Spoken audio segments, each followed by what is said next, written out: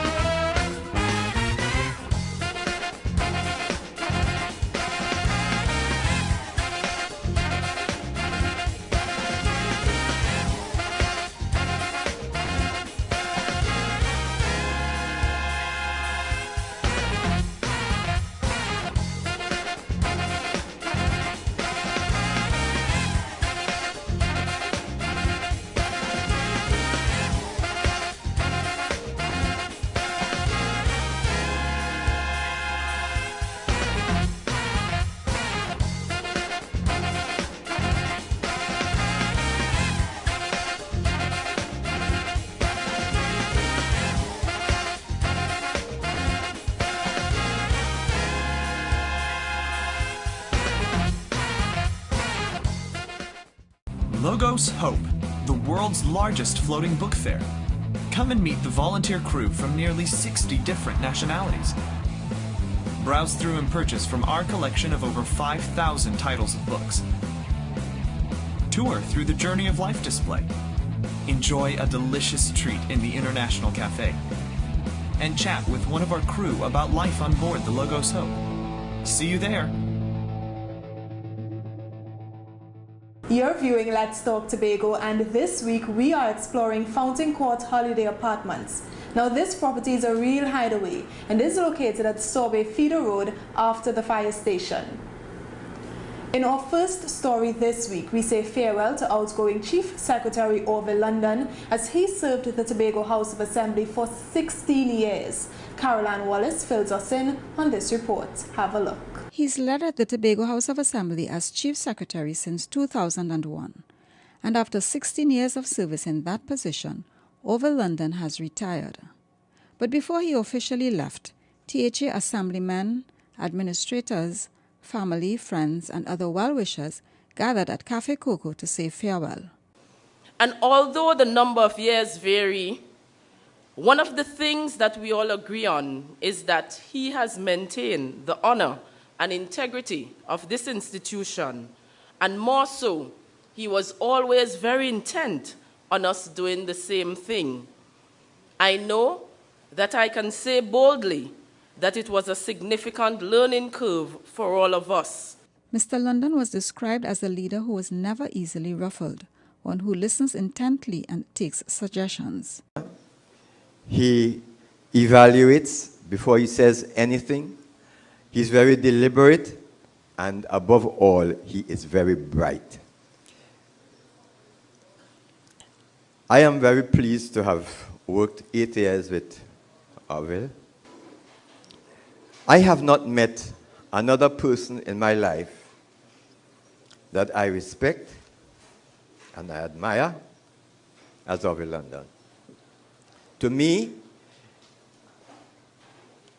he is the best secretary, best chief secretary, or chairman of the Tobago House of Assembly, the best leader that the Tobago House of Assembly has ever had. And this is how the guest of honor responded to the outpouring of gratitude. I did what I had to do. I enjoyed doing it. And I derived a certain degree of satisfaction from knowing that I was able to make a difference in the lives of people. Mr. London thanked everyone who impacted his life over the 16 years he governed the island. And to love, pure and chaste from afar, to try. I'm Caroline Wallace for Let's Talk Tobago.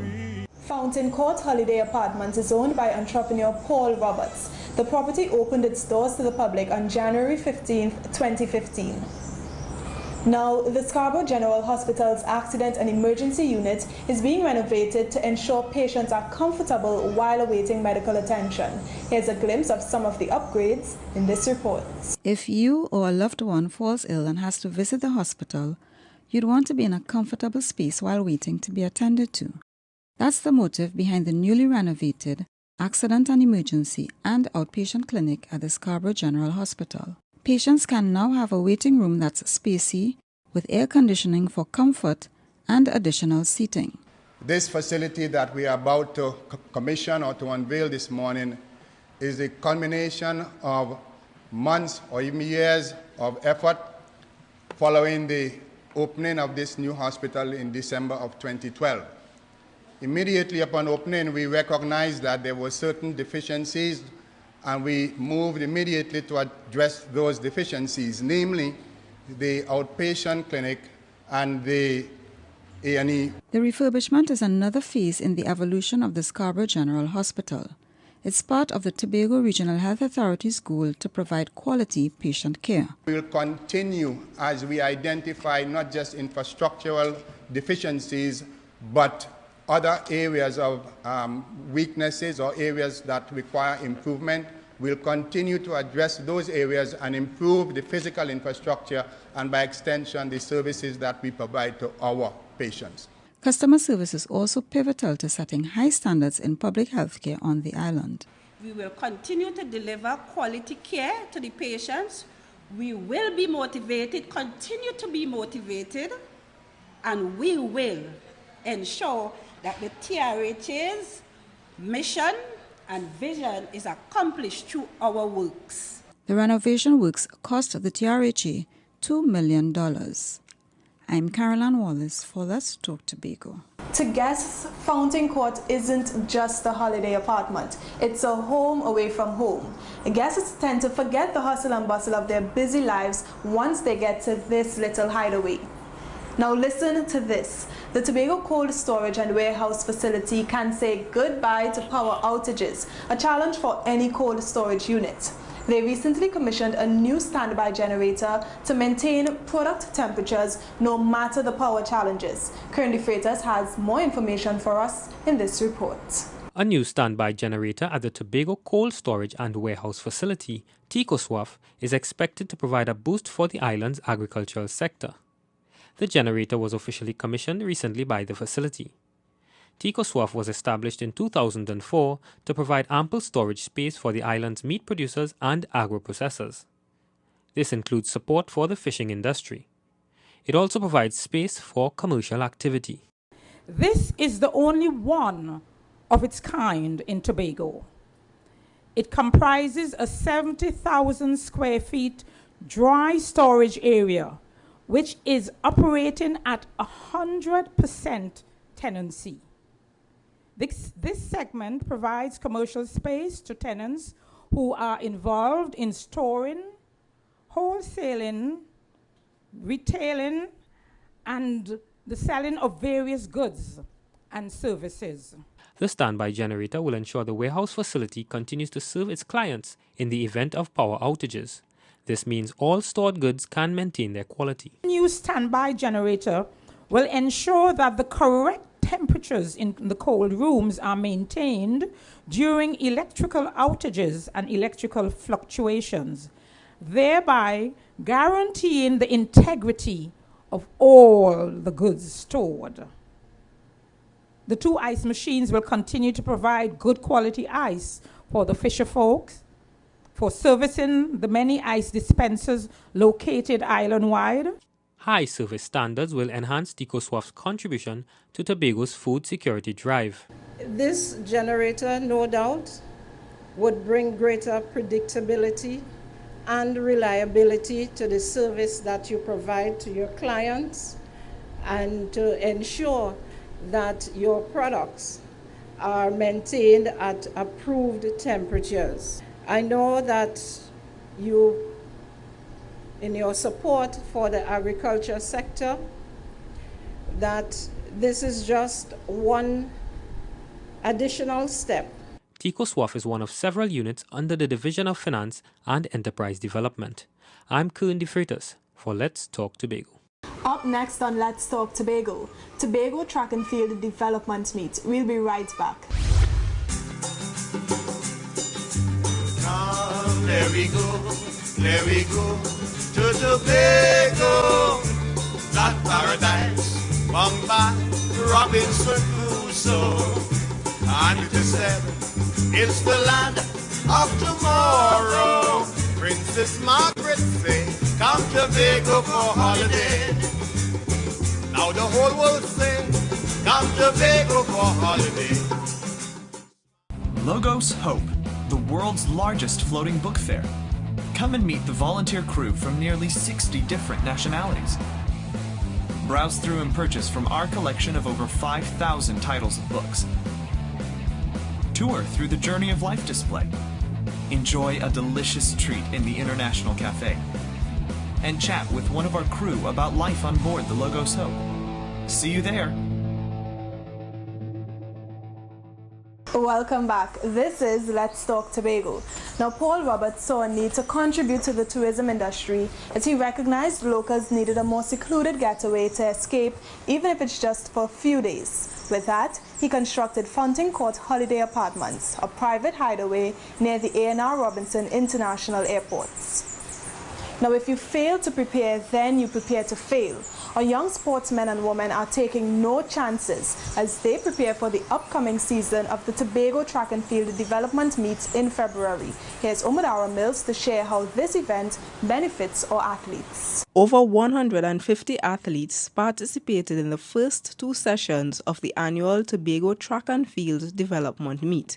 Young aspiring athletes learn the rules of the event they're interested in, and seasoned athletes work to improve their skills. This meet is actually geared at preparing athletes for the upcoming season. It also provides the opportunity whereby persons can improve and develop, provide a facility whereby they can compete against each other and produce their personal best. The meets are staged by the National Association of Athletics Administrations, N3As, in collaboration with the Tobago Athletics Committee. Athletes also use the meet to improve their qualifying times for competition. For the athletes, the development meet actually assists the athletes in terms of giving them the opportunity whereby they can represent Trinidad and Tobago both regionally and internationally. They will be exposed to various events that they can perform and meet the certain standards required by the Trinidad and Tobago National Association of Athletic Administration. Coaches are also finding the meets useful. What it does, it gives the coaches an idea of where the athletes are poised in the season, what work is required, what errors they are making while performing at the development meet, so that these can be corrected. So when they get to the championships, they can perform at their best and make the standards and represent Trinidad and Tobago. The meets are supported by the Division of Education, Youth Affairs and Sport. A third and final session is planned for February. I'm Omadara Mills for Let's Talk Tobago.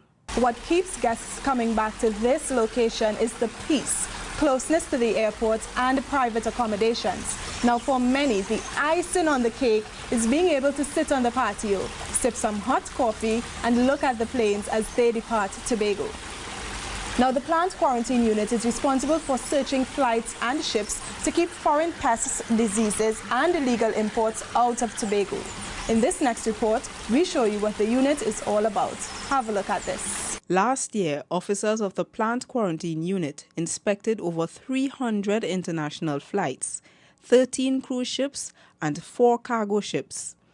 The unit is guided by the Plant Protection Act 13 of 1975 and the Plant Protection Regulations 1997. The officers are responsible for checking and processing all plants and related items at the A&R Robinson International Airport, the Scarborough Port, and the Dr. Charlottesville. The main purpose of the unit is to prevent any unwanted or unauthorized plant products or animal products entering the waters of Trinidad and Tobago, which may adversely affect the agricultural sector. Last year, the unit seized and destroyed over 1,000 prohibited items. Now, materials such as honey and soil are banned. Other items like flowers, lumber, aggregate, fruits, vegetables, and seeds require strict documentation. Once someone brings in either any sort of plant material, and once you have the relevant documentation, that is the phytosanitary certificate and import permit, we usually check the items to make sure that they are free of any pests or diseases. Without the proper papers, items will be confiscated and destroyed at the Hope Farms incinerator in the presence of another officer. The officers also educate passengers on what they can or cannot take off the vessels and provide locals with the necessary documentation for exporting materials to other countries. It is very important for the agricultural sector because the agricultural sector will not be able to function under attack from pests and diseases, right? And we do the prevention of those, well, you call them foreign invaders. The plant quarantine unit falls under the Division of Agriculture, Marine Affairs, Marketing and the Environment. The officers also work with personnel from the Customs and Excise Department, Immigration and Public Health to ensure the island remains secure from the entry of pests and diseases. I'm Amadara Mills for Let's Talk Tobago. Are you ready for this part? Well, management offers you a midweek and weekend package that gives you 1 day free. If you vacation at the property from Monday to Wednesday, you get the stay on the Thursday free of charge. And if you vacation at the property from Thursday to Sunday, you get to stay the Monday free of charge. I don't know about you, but I know where I'm going to be for the carnival weekend. So we introduced a new segment called THA Footnotes. This special weekly report takes you on a journey through the years, the highs and lows, the milestones and memorable moments since 1980 when the new assembly was formed. So let's have a look at THA Footnotes.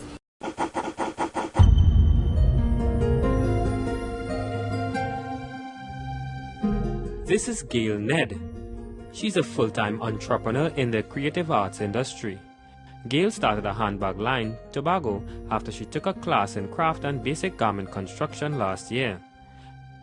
This and many other courses are offered through the annual Vocational Skills Training Program at community centers across Tobago. The program is part of the island's thrust to develop its human potential, and there are other initiatives providing Tobagonians with marketable skills that weren't offered formally until the 1980 re-establishment of the Tobago House of Assembly. A total of 36 vocational classes were held in 23 communities last year to the benefit of 400 Tobagonians. It's part of the Department of Community Development's mandate to deliver community-based programs that help Tobagonians improve their quality of life. So those seeking employment are invited to attend training courses at several of the island's 36 community centers. And people like Gail Ned are seizing those opportunities. I started making the bags and giving them away, and people really liked them. And one thing just led to another. I started to expand on the kind of bag that I would make, and then thought, well, we have a lot of wood, scrap wood around the place, you know, maybe I could try a wood handle. And that really took off. People just really, really like the wood handles on the bag. It's an investment that keeps reaping returns. Entrepreneurs on the island sell their products at the Night Market and Craft Exposition, which the division hosts. The creative industry too is being boosted. In late 2016, GNV Place was recommissioned after being upgraded. It will give the island's artisans a platform to further develop their entrepreneurial spirit. Developing a community also means nurturing our young ones. In Tobago, there are 7 youth-oriented facilities in the east, southwest, and north of the island. The first of the youth zones, or Y zones, which provide activities for young Tobagonians, was commissioned in 2014. All wild zones will have some services in common, and these are information and communication technology, literacy support through the IBG phonics software, Spanish language development through Rosetta Stone personal tutor software. And our seniors haven't been forgotten. The department continuously collaborates with various activity centers to keep the elderly active and engaged. They learn new skills and spend time relaxing with friends. It's often said that development is a journey, not a destination. In Tobago, that journey is for everyone who are bold enough to take the first step. I'm Kern De Freitas for Let's Talk Tobago. It's time to take a break, but when we return, we give you details on the Arts for the Aging exhibition. Don't touch that remote. Let's Talk Tobago will be right back. Logos Hope, the world's largest floating book fair. Come and meet the volunteer crew from nearly 60 different nationalities. Browse through and purchase from our collection of over 5,000 titles of books. Tour through the Journey of Life display. Enjoy a delicious treat in the International Cafe. And chat with one of our crew about life on board the Logos Hope. See you there.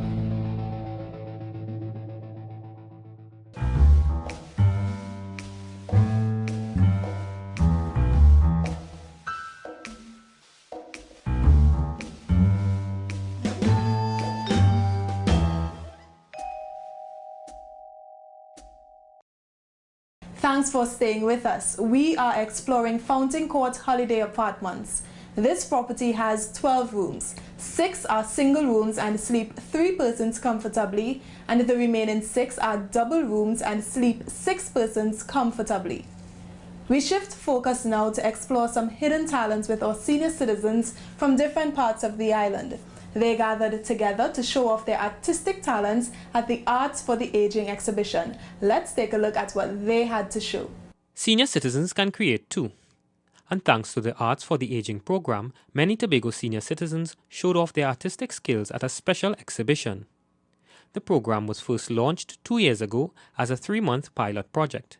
Since then, it's become an important part of the lives for the young at heart. In phase 2, the program was extended into a year-long program and was launched at the Calder Hall Community Center in April 2015.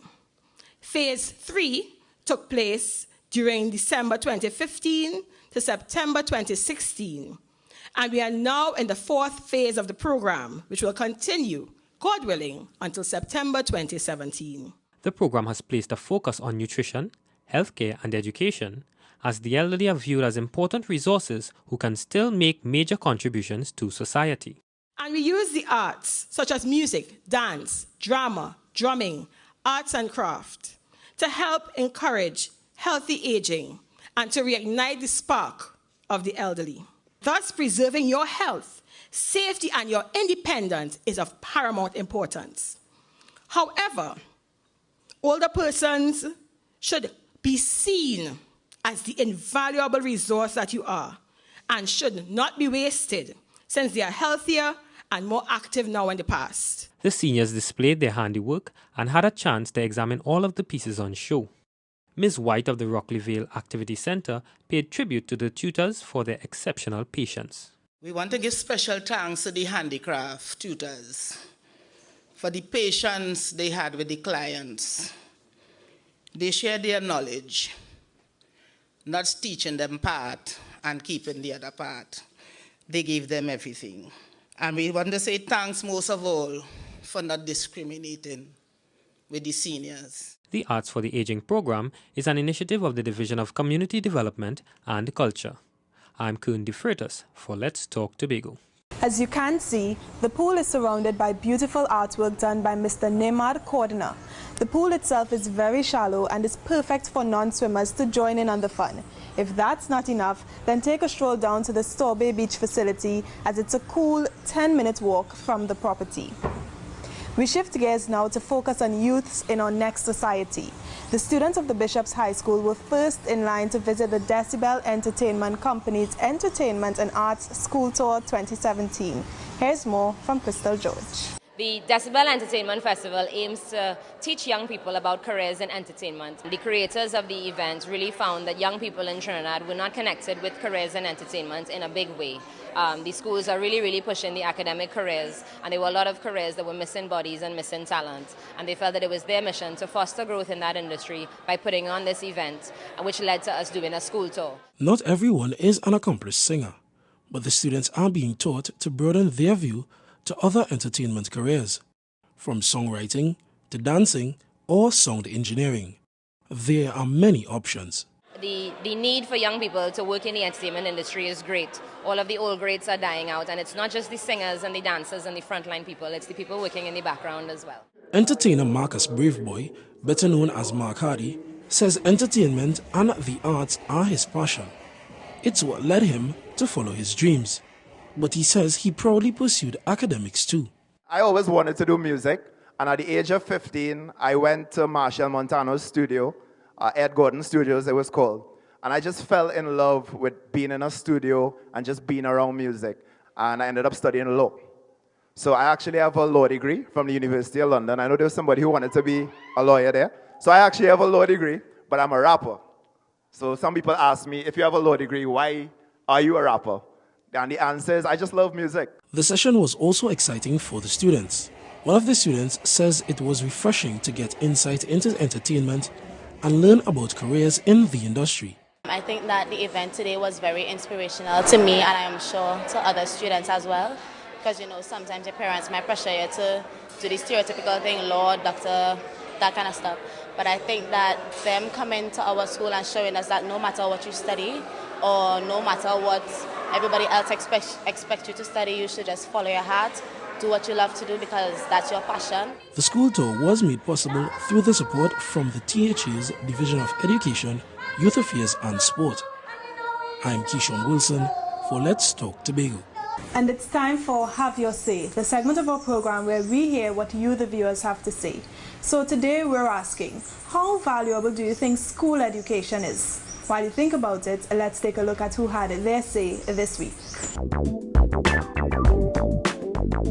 I think education is important because I see it as the starting point of a person's journey through life, because education, a good education that is, helps a person becomes more marketable because it increases your choices in life. School education is rather important for your personal development, for your development, re-employment, and even socializing.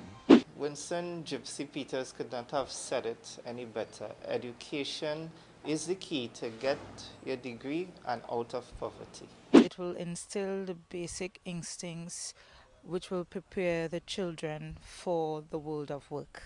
Education for me is very, very important. It is what challenge our children to do well. I think education is very important, but it's more about the application of education, because if you have the education but you are not applying it, let's say to your work or to the field that you're in, then it makes no sense. If you have a bunch of letters behind your name but you're not able to apply what you have learned, then education in itself is very invaluable.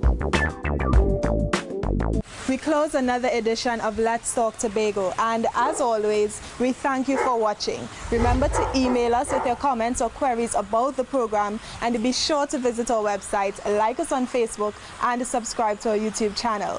From our house to yours, I'm Davia Chambers, along with the Department of Information, Office of the Chief Secretary, Tobago House of Assembly, wishing you a safe and productive week. We close with a montage of the retirement function for administrators. We do hope you enjoy.